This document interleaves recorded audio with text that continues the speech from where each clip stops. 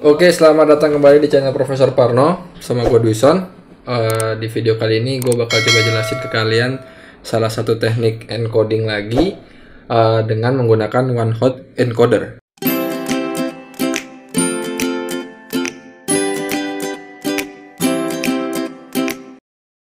Seperti di video sebelumnya, linknya gue taruh di atas. Untuk merubah data nominal ke numerik, kemarin kita sudah berhasil menggunakan label encoding dengan hasil seperti ini ya. Purcase-nya udah berubah 0101. Nah, yang di country-nya ini 02121. Nah, untuk France-nya jadi 0, Germany-nya jadi 1, Spain-nya jadi 2. Dan ada masalah yang kita temui, yaitu 0, 1, dan 2 ini memiliki tingkatan atau value yang tidak sepadan. Jadi nanti bisa saja si 2 ini dikira lebih besar dari 1. Padahal kan Spain itu tidak lebih besar dari Jerman. Seperti itu. Nah, untuk menangani masalah ini, kita akan menggunakan yang namanya one hot encoder, di mana dia akan menghasilkan data berdasarkan jumlah variasi dari kategorinya. Misalnya France, Jerman, and Spain. Nanti one hot encoder ini akan mengubah satu kolom ini menjadi 3 kolom. Biar lebih jelasnya nanti kita lihat langsung aja ke tutorialnya. Oke. Untuk tutorialnya kita akan hapus dari sini ya. Ini kita hapus. Oke, kita hapus. Startnya dari dataset yang sudah dipanggil. Untuk delete ini bisa pakai double push pada tombol D ya. 2 kali pencet. Nah, untuk menggunakan one hot encoder, kita pertama harus pisahkan dulu yang mana si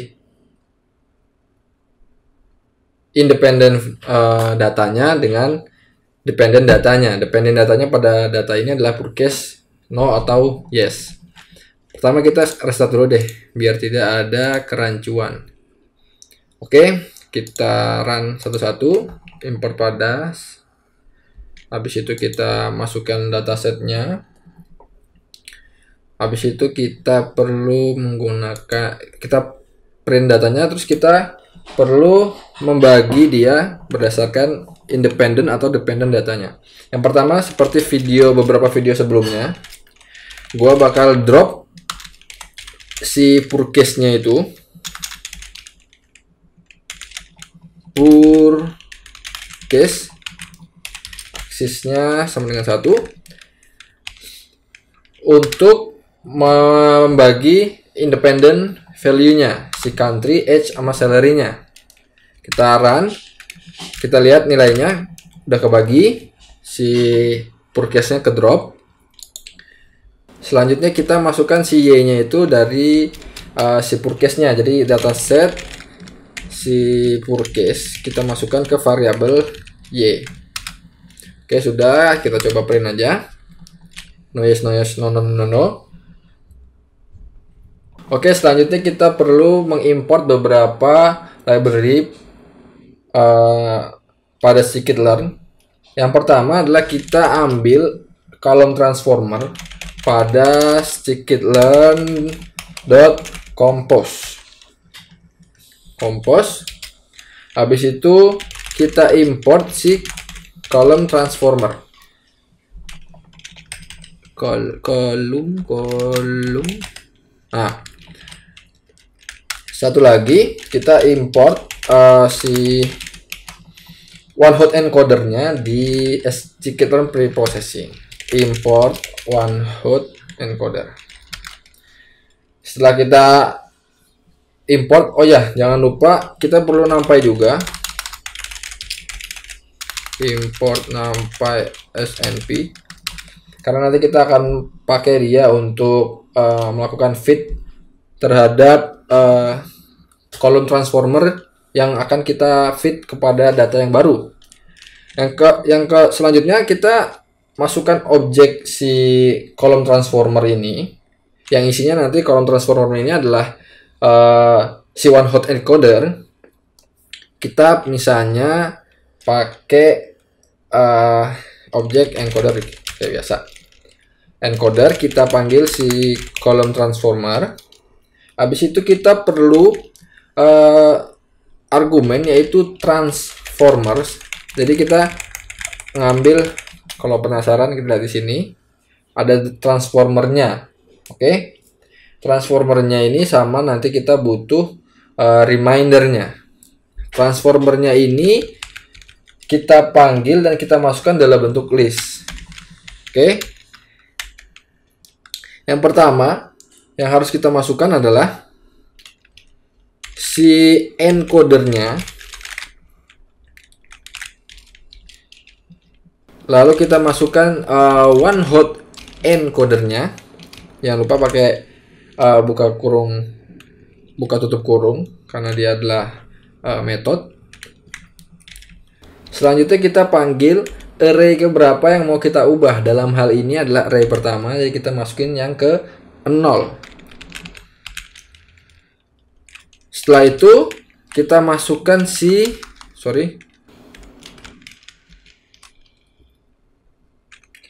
remindernya. Reminder yang kita gunakan adalah pass through.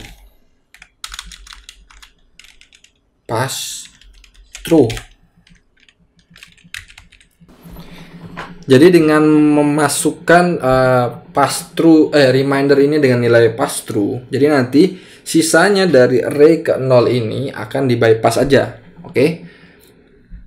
Jadi dibiarkan aja, nanti si nilai yang age dan salary ini akan tetap sama, tidak diubah dengan one hot encoder. Ada lagi satu lagi yaitu drop. Ini ketika kita mau melakukan drop pada kolom yang tersisa. Karena kita mau membiarkan aja, jadi kita masukkan remindernya adalah pass through. Ingat, harus dimasukkan karena defaultnya reminder akan memasukkan nilainya adalah drop. Oke, selanjutnya karena kita sudah punya objek encoder, kita akan melakukan fitting transform kepada nilai yang baru. Si X ini akan kita fit terhadap nilai yang baru menggunakan encoder kita. Nah, kita menggunakan numpy untuk membangun sebuah array baru. Jadi np array kita panggil dengan nilainya adalah si objek encoder ini. Objek encoder kita masukkan metode fit transform. Di dalamnya ada lagi nilai si X-nya. Oke. Setelah kita run dan kita print kembali si X-nya. Nah, ini sebenarnya sudah berubah. Lihat ya, 100. Jadi, dia akan merubah sesuai dengan negaranya. Negaranya itu ada 3 kategori, 3 variasi, dia akan merubah menjadi 3 kolom. Dimana untuk si friends itu nilainya ada 100. Oke, sebentar biar lebih jelas, gua bakal ubah ini menjadi values. Akan gua menjadi values. Y-nya juga akan gua ubah menjadi values-nya aja. Biar nilainya nggak ada koma ya. Biar dia langsung bentuk array. Kita ulangi encoder lagi. Nah, ini agak lebih jelas ya. Jadi nilainya hanya 1 di belakang koma, nilai di belakang komanya hanya 1.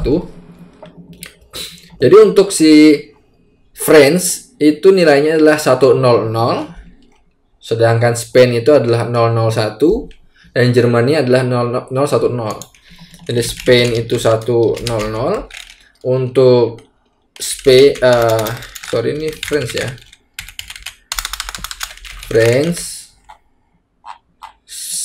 Spain 001 dan si Germany adalah 010.